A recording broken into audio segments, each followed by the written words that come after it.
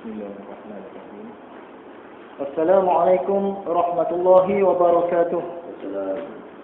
Alhamdulillahi rabbil alamin, wassalatu wassalamu ala asyrafil anbiya'i wal mursalin wa ala alihi wa sahbihi ajma'in. Ashhadu an la ilaha illallah wahdahu la syarika lah wa ashhadu anna Muhammadan 'abduhu wa rasuluh. Rabbi shrah li sadri wa yassir li amri wahlul 'uqdatam min lisani yafqahu qawli. Subhanaka la 'ilma lana illa ma 'allamtana innaka antal 'alimul hakim wa la hawla wa la quwwata illa billahil 'aliyyil 'azim. Ada sebuah kisah dongeng, kisah yang berasal dari negara China. Kononnya pada zaman dahulu di negara China ini ada dua orang tua yang bersahabat baik. Kedua-dua orang tua ini, mereka ni ada satu jenis penyakit, iaitu ada bengkak di leher mereka. Macam kadang-kadang kita jumpa orang ada bengkak di leher. Jadi dua-dua orang ni ada bengkak di leher mereka. Suatu hari, orang tua yang pertama pergi masuk ke dalam hutan. Dia sampai ke dalam hutan, dia pun rasa letih, dia berehat di bawah sepohon pokok. Ketika berehat itu, dia mendendangkan lagu. Dia pun nyanyilah dalam bahasa Cina. Lagu yang dia nyanyikan tu sedap. Kebetulan suara dia sedap. Suara dia yang merdu itu didengar oleh seekor hantu. Oleh satu hantu. Hantu ni tadi apabila dia dengar suara yang sedap, dia pun datang. Datang dan menerpa kepada orang tua yang berada di bawah pokok tadi. Dia pun tanya, dari mana datang suara sedap ni? Jawab orang tua tu dalam keadaan takut. Dia kata suara sedap ni datang daripada sakit aku ni. Bengkak di leher aku ni. Jadi kata hantu tu kalau macam tu, aku nak ambil bengkak di leher kamu tu. Mana boleh, nanti aku sakit. Tak apa. Aku ni hantu, aku ada kuasa ajaib. Jadi dengan kuasa ajaib dia pun ambil lah bengkak di leher orang tua ni tadi. Orang tua tadi pun seronok sebab bengkak di leher dia dah hilang. Dia pun balik ke kampung. Berjumpalah dengan orang tua yang kedua. Kawan dia yang seorang lagi. Kawan dia terkejut. Mana pergi kamu punya bengkak ni? Dia pun cerita. Suatu hari aku berjalan di dalam hutan, duduk di bawah pohon pokok, aku pun menyanyikan lagu sekian-sekian, tiba-tiba datang seekor hantu. Hantu tu minta suara aku yang sedap, aku pun tunjuk aku punya bengkak, akhirnya hantu tu pun ambil. Jadi orang tua kedua tadi pun nak juga hilangkan bengkak dia. Jadi dia kata aku pun nak pergilah. Dia pun pergilah ke dalam hutan, ke tempat yang dibagi tahu oleh orang tua yang pertama. Sampai ke dalam hutan, kepada pokok yang dimaksudkan, dia pun duduklah di bawah pokok. Sambil-sambil duduk tu dia pun nyanyi. Nyanyilah lagu Cina punya sedap. Datanglah hantu tadi. Hantu tu datang, dia menerpa, dia tanya, dari mana datang suara sedap ni? Daripada bengkak di leher aku ni lah. Kan?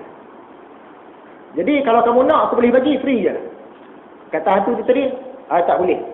Hari tu ada satu orang tua macam ni lah, dia cakap kat aku. Dia kata suara sedap tu datang daripada bengkak di leher dia. Tengok kat tangan aku sekarang. Tapi bila aku buat balik, aku cuba nak bagi bunyi, tak boleh bunyi. Orang tua tu dah tipu aku. Sekarang ni aku bagi kat kamu satu lagi. Melekat dua. Terus dapat dua. Dia punya bengkak. Jadi cerita ni tadi cerita tentang suara. Kemerduan suara, cerita tentang muzik.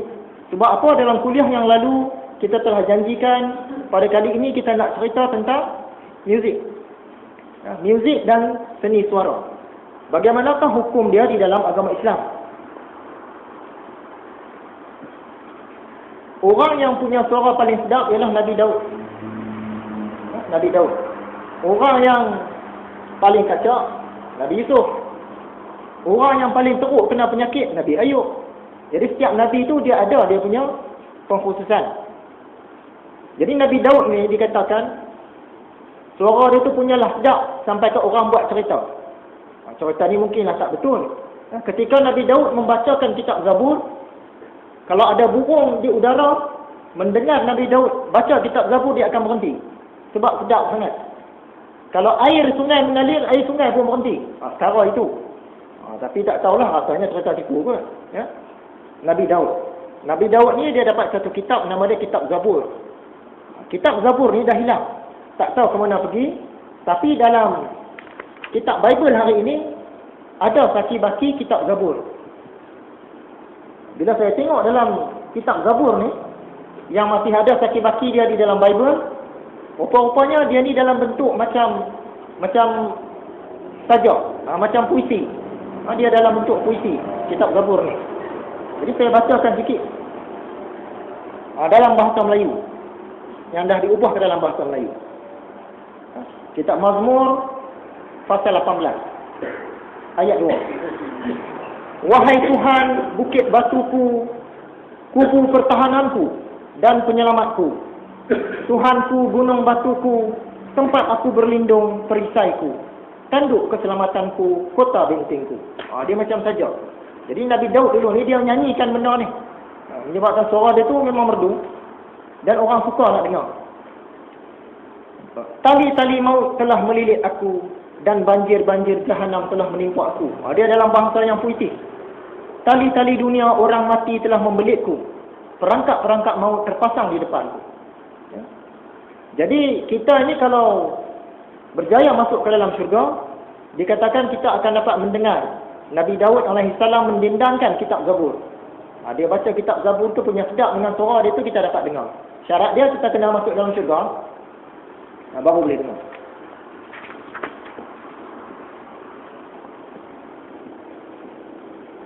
Sayyidina Ali pula dikatakan mempunyai suara yang keras macam halilintar, sampai ke orang buat cerita juga.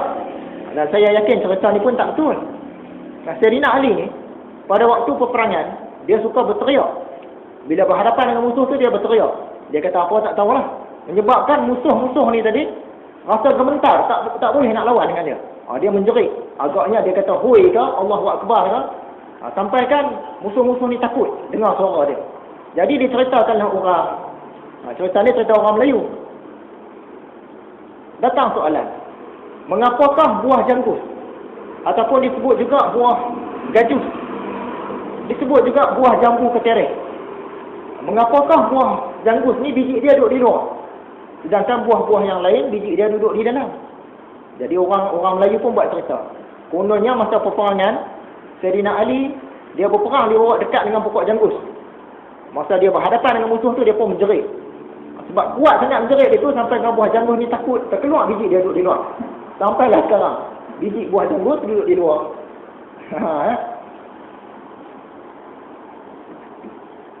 Jadi cerita tentang muzik. Artikel ini saya tulis pada tahun 2006. Dah lama dah, 3 tahun lebih dah. Ada beberapa orang ulama yang berfahaman Salafi Wahabi, iaitu Syekh Utsaimin, Syekh Albani, Fauzan dan Najmi. Bagi mereka ini, muzik dan nyanyian langsung tak boleh, haram. Tak boleh langsung. Mereka pun bagi hujah-hujah mereka. Sedangkan bagi ulama-ulama yang lain pula, boleh.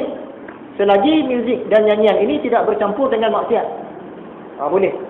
Jadi kita nak tengok yang mana satu yang betul. Di akhir nanti kita nak buat pilihan. Pilihan yang pertama, menyanyi dan bermain alat muzik ini haram, berdosa.